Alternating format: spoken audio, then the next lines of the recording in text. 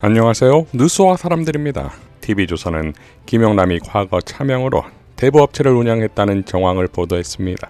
수억 원의 배당금도 나온다는 등의 김영남 녹취도 함께 보도했지요. 이에 대해 김영남 측은 해당 농업법인은 후보자의 동생이 설립해 운영하던 업체였으나 금전 문제와 각종 소송 등으로 경영 위기에 처하자 후보자가 가족의 문제 해결을 돕기 위해 2020년경 인수한 것이다. 보도에서 언급된 모 대부업체는 그 이전부터 존재하던 법인이었으며 인수 과정에서 함께 포함된 것이다. 후보자가 해당 업체를 차명으로 소유하거나 운영에 관여했다는 의혹 또는 배당을 받았다는 의혹은 사실이 아니다. 해당 업체는 최근 2-3년간 신규 대출이 전혀 없는 등 사실상 운영이 중단된 상태였고 이미 관계기간 폐업 신고를 마치고 청산 절차를 준비 중이다 라고 밝혔습니다. 이에 대해 고일석 기자는 김영남 대부업체 차명 운영 의혹은 본인이 무슨 뇌기능에 이상이 생겨서 있지도 않은 사실을 만들어 떠벌린 게 아니란 본인 목소리로 운영 사실과 이익 규모, 차명 사실을 얘기한 녹취가 있고 법무법인, 농업법인, 대부업체가 모두 같은 건물, 같은 층, 같은 공간에 존재하는 것으로 보아 사실일 가능성이 높아 보인다. 지금까지 그래도 이해훈에는 못 미친다고 애써 생각하고 있었는데 이 건이 사실이면 그 엽기성은 이해훈을 능가하고도 남는다. 자, 이래도 명픽이라며 계속 끼고 돌 텐가 라고 일갈했습니다. 정의수 변호사는 김영남의 정체가 뭘까? 변호사 사무소의 대부업체가 한번 찾아봤다. 법무법인의 서초사무소 주소지와 대부업체의 주소가 같고 법무법인의 수원사무소 주소지에도 같은 상호의 대부업체가 있다. 기사를 보면 같은 상호의 농업회사 법인도 이 법무법인 주소지에 있다던데. 그래, 자본주의 사회에서 돈 굴려 돈 버는 건 죄가 아니다. 그러나 이재명 대통령은 도지사 시절 대부업체 이자 상한을 연 24%에서 10%로 하향해달라고 민주당에 호소한 사실이 있다.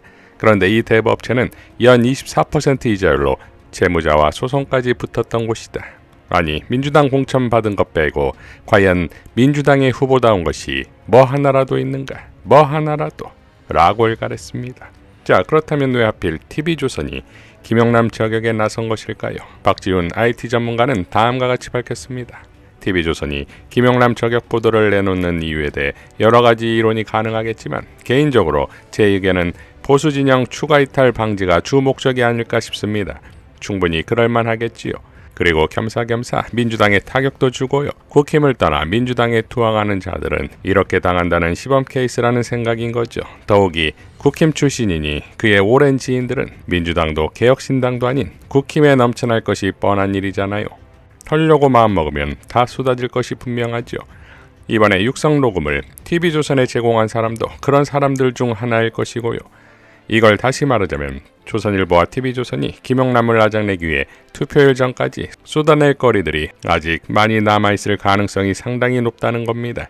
이런 가능성이 사실이라면 시간이 지날수록 민주당은 더더욱 궁지에 몰리고 지방선거는 더더욱 망조가 듭니다. 박빙 지역들은 우수수 쓰러지고 여유있게 앞서던 지역들은 점점 박빙에 가까워질 겁니다. 민주당이 지금처럼 계속 어영부영하고 있는 상황에서는요. 한번 물어봅시다. 과연 김영남이 그럴 가치가 있나요? 물어보는 내가 더 비참할 지경입니다. 좀 그만하세요. 이쯤에서 라고 일갈했습니다. 차규근 의원도 다음과 같이 밝혔지요. 매우 고약한 차명 대부업 기사가 묘하게도 TV조선 발이다. 후보 개인이 아닌 민주당 전체에 대한 비판으로 대구, 부산, 울산, 서울 등 경합지 중도층의 반민주당 정서를 불러일으키려는 의도가 아닐까. 성향을 떠나 정치적 감각이 누구보다 뛰어난 조선이다. 평택 판세 분석은 끝났다. 나는 대구, 부산, 서울, 울산 등지에서 민주당 후보가 꼭 이기길 바란다. 신장식 의원도 다음과 같이 밝혔습니다. 그에게 공직은 무엇일까? 부동산과 돈놀이를 위한 방어벽, 민주당의 결단이 필요합니다. 김영남 한 명 지키려다 많은 것을 이룰 수 있습니다. 대부업체를 차명으로 운영하는 것은 명의위장 및 무등록 대부업 등 여러 중대한 불법 행위가 결합되어 최대 5년 이하의 징역 또는 5천만 원 이하의 벌금에 처해질 수 있습니다. 적발 시 적용되는 주요 처벌 규정, 무등록 대부업 처벌, 대부업 등록을 하지 않고 차명으로 대부업을 영위한 경우 대부업법 위반에 해당하여 5년 이하의 징역 또는 5천만 원 이하의 벌금, 금융실명제법 위반 차명괴자, 불법 재산 은닉이나 자금 세탁, 탈세 등의 목적으로 타인 명의의 계좌를 사용한 경우 5년 이하의 징역 또는 5천만 원 이하의 벌금, 명의를 빌려준 자, 명의대여자, 실소유주의 부탁을 받고 명의를 대여해준 사람 역시 방조범 또는 공범으로 간주되어 형사처벌 대상, 조세범 처벌법 적용, 차명 운영을 통해 세금을 탈루한 사실이 적발되면 포탈세액에 대해 징역형이나 무거운 벌금 및 가산세 부과, 만약 차명 운영에 불법 추심, 폭행, 협박, 법정 최고금리 초과 등의 위법 행위가 동반되었다면 형량이 가중되어 범죄 수익, 은닉죄 등이 추가로 적용될 수 있음 라고 밝혔습니다. 자, 이러한 의혹이 사실로 드러난다면 김영남은 당선이 된다 한들 시한폭탄을 안고 가는 꼴입니다. 여기에 의혹들이 또 터져나온다면 민주당 선거 전반에 영향을 끼칠 수밖에 없을 것입니다. 결국 김영남을 유지시키는 것 단 하나가 명픽이라는 것인데, 유명 정치 패문어 빅초이는 다음과 같이 밝혔지요. 이재명 대통령 픽 같은 소리. 수시로 대통령 파리하는 인간들이 민주당과 정치를 망치고 있다. 이재명 대통령이 김영남을 그렇게 좋아했으면 벌써 장관, 공기업, 수천 개의 관련 기관장 하나는 좋겠지. 왜 저렇게 본체만 채있겠나. 무려 청와대 전현직 정무수석 2명이 조국 당과의 합당을 대통령은 원했었다고 수차례 이야기했다. 그렇게 대통령 뜻을 살뜰하게 챙기는 지지자라면 이현주, 한준호, 또 누구더라. 최고위에 한 명 더 있는데 암튼 이들의 사퇴를 강하게 요구했어야지. 그런데 이렇게 대통령 뜻을 정면으로 반한 인간은 또 좋다고 해. 니네 잠자기 전에 현타 안 오냐. 뻔히 보이는 수작이다. 대통령의 뜻을 수시로 이익될 때만 필요하면 가져다 쓰면 되는 기회주의적 습성이지.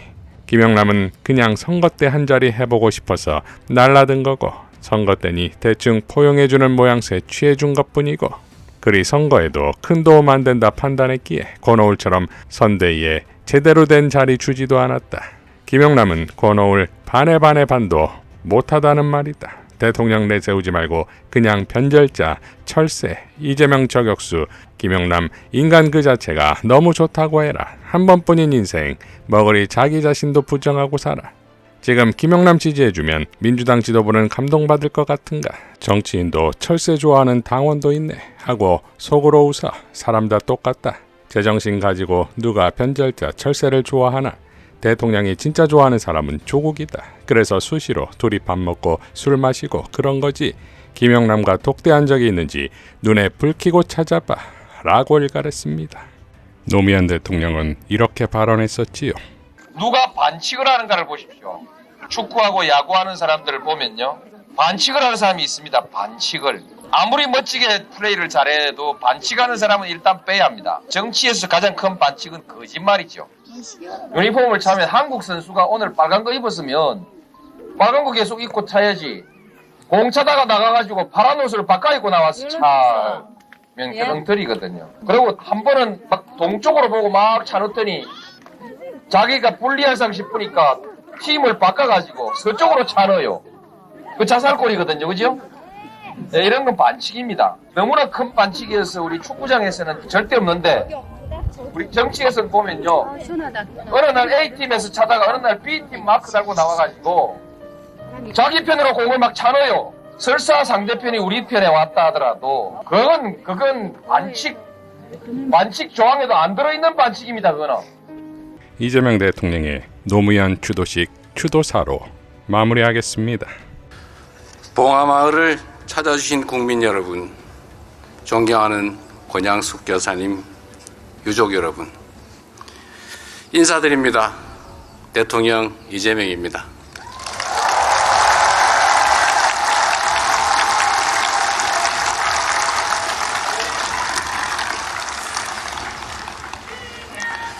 어느덧 노무현 대통령께서 떠나시고 맞이하는 17번째 5월입니다.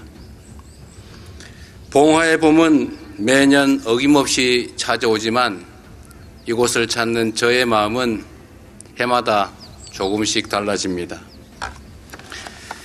처음에는 한 사람의 시민으로 왔고, 야당 대표로 왔고, 대통령 후보로 인사드렸습니다. 그리고 오늘은 우리 국민 여러분께서 임명해 주신 대통령으로 이 자리에 섰습니다.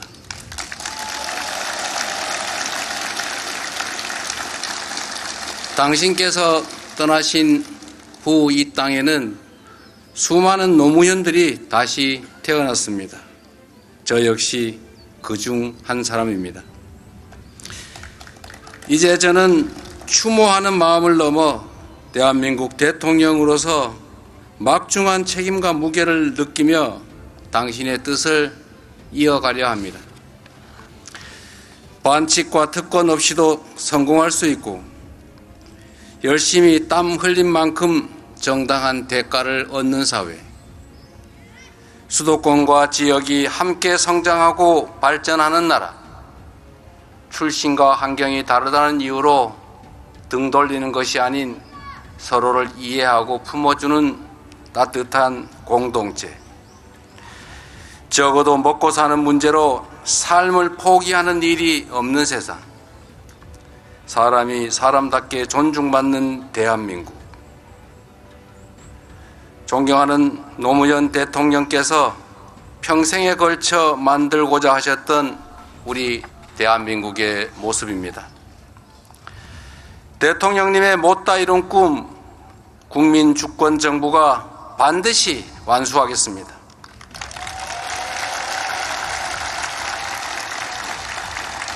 기득권의 반발을 두려워하지 않고 반칙과 특권을 걷어내는 개혁을 강고하게 추진하겠습니다.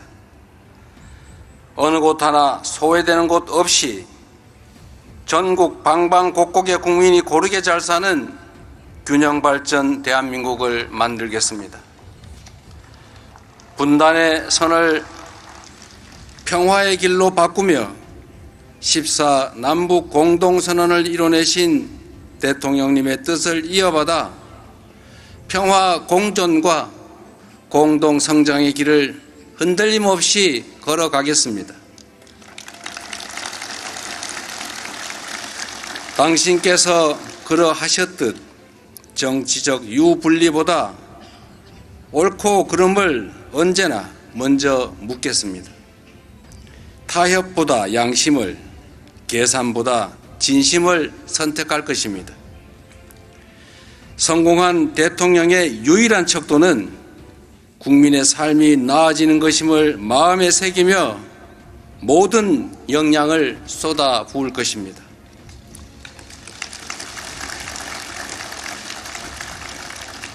세월이 많이 흘렀지만 대통령님의 부재는 여전히 익숙해지지 않습니다.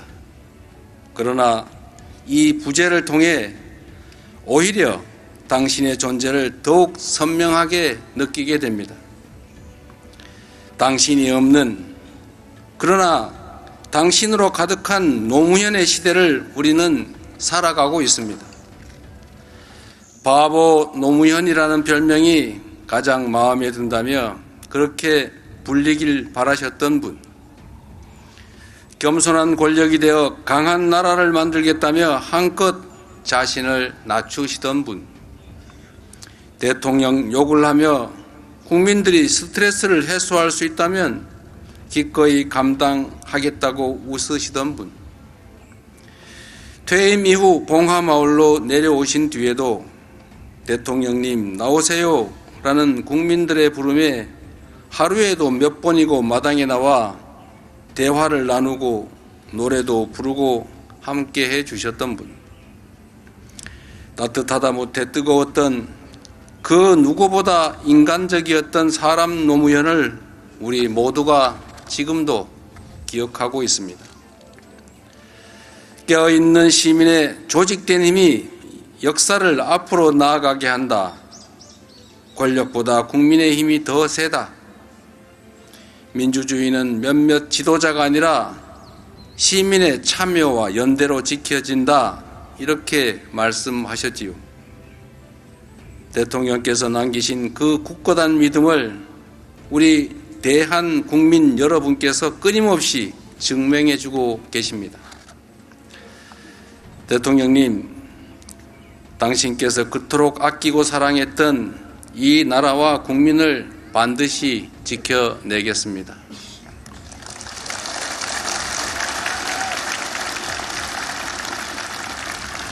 때로는 멈춰서고 때로는 걸려 넘어질지라도 결코 뒤로 물러서지 않겠습니다. 우리 모두의 과거이자 미래인 대통령님의 그 꿈이 현실이 될 수 있도록 혼신의 힘을 다하겠습니다. 늘 지켜봐 주십시오. 고맙습니다. 이상 뉴스와 사람들이었습니다. 시청해 주셔서 감사드립니다.